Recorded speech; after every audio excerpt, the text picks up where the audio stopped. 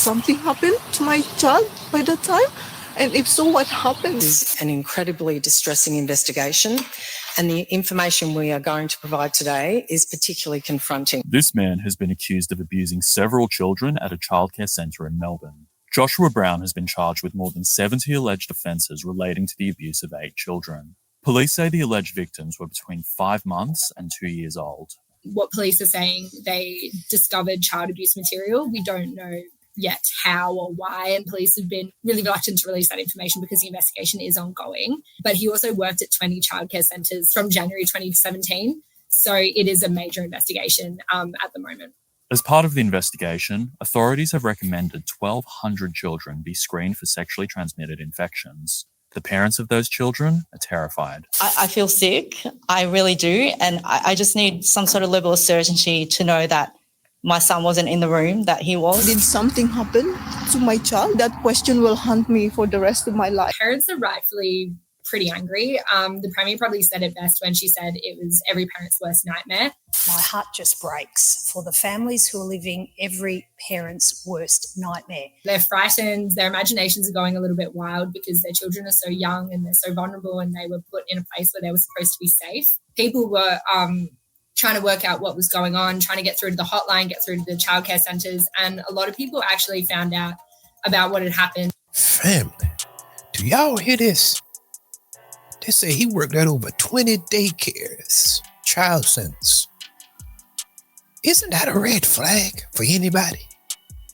They say 1,200 children have to be screened and tested for some type of disease.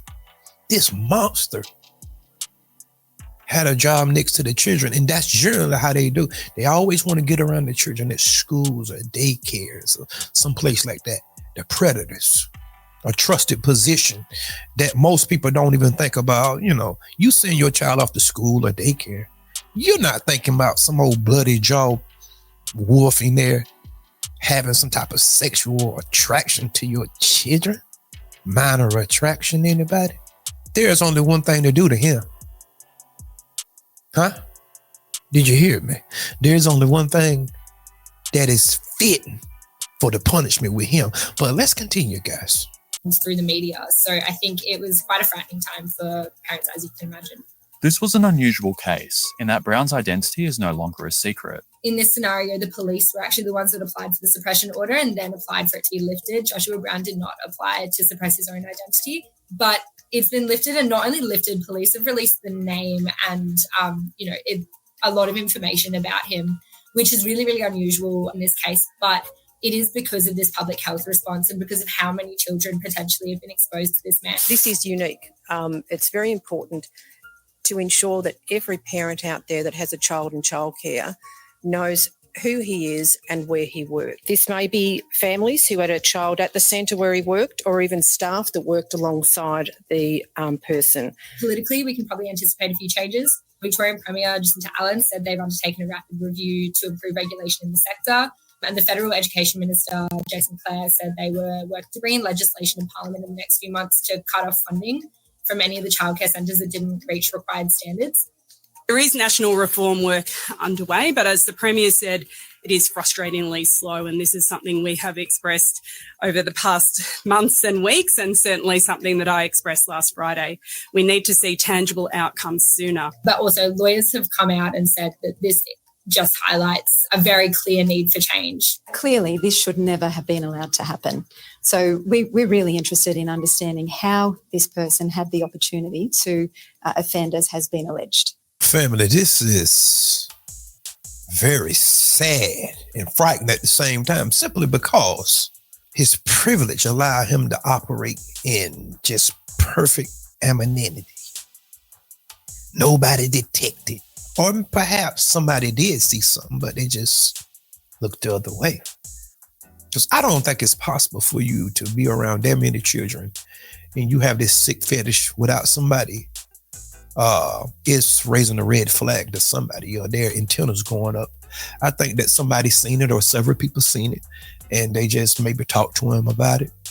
But maybe that's why he jumped from place to place, because the people was running him off, but nobody was actually turning him into the authorities.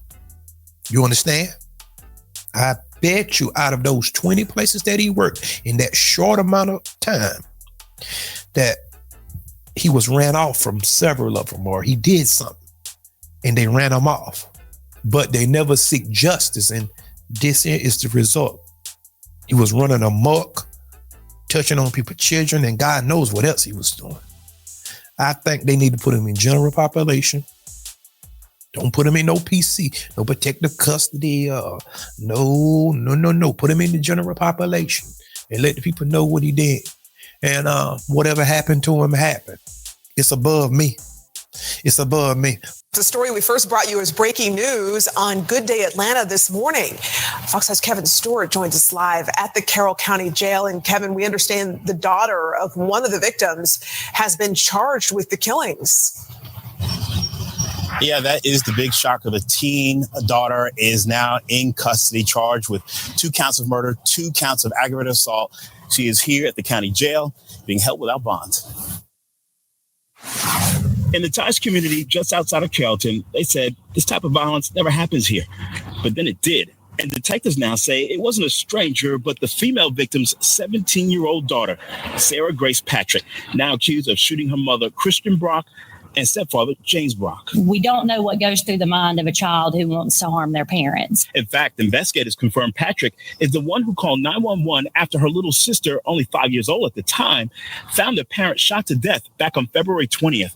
Nearly 5 months later, deputies tell reporters a trail of evidence led the case to the 17-year-old. She's 17. She's kind of been out on her own. She's lived with different family members and kind of moved all over the place. This woman, Jody, did not want her face shown, is a neighbor and friend of the family, including the suspect. I hugged her and I told her that I was so sorry. She feels betrayed. I kept watching the funeral over and over when she was up there talking. I said, there's something about her. To me, she was fake crying. You should know her biological father turned her in Tuesday morning. Our team has pursued every lead, sifted through mountains of physical and digital evidence, conducted countless interviews, and collaborated with agencies such as the FBI, the GBI Crime Lab.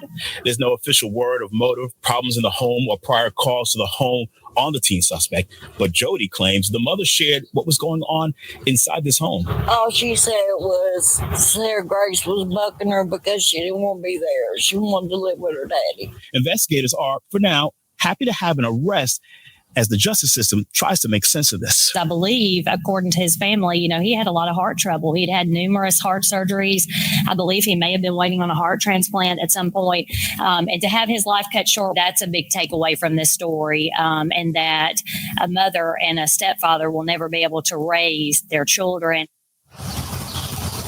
And investigators say they continue to chase some chatter on social media, and they're not ruling out more arrests. Reporting live from Carroll County, Kevin Stewart, Fox 5 News. Just so shocking, Kevin. Thanks. Lord have mercy, a teenager off her parents, her stepdad and her mother. Oh boy, she been out on her own. She didn't want to listen apparently, so she took it upon herself to go ahead and unalive both of these victims here. I'm surprised that they weren't talking about some type of mental illness or her childhood was horrible and she didn't have any friends, because that's usually the playbook that they go with. But I didn't hear this on this particular case, guys. But what would cause a 17-year-old or 16-year-old to unalive their parents? Is it that bad, guys? Family, there is a such thing as entitlement. Whenever your child can do what they want to do, how they want to do it, when they want to do it, and they don't have to give a reason why they doing it, you're going to have trouble. Did you hear me? You're going to have a gang of trouble on your hand out of that child, because there is no accountability. There's no rules in place. The foundation is built on sand, and you know what happens to any structure that's built on sand. This girl would spend the rest of her life in jail, probably. Now, we don't know, because they might give her 10, 12 years and she out again. But guys, tell me what y'all think about these videos so far. See, I'm bringing y'all the news that y'all don't hear about. See, we need to bring a balance to the forefront. and stop this false narrative. Okay? And people calling me racist. Oh, he's a racist. How? I haven't subjugated anybody. I haven't used no racial slurs against anybody.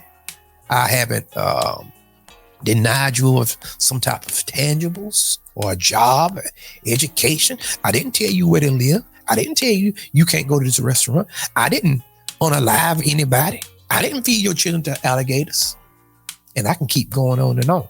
I didn't flood your towns. I didn't do none of that. I didn't put a highway through your community. See, that's what racism look like.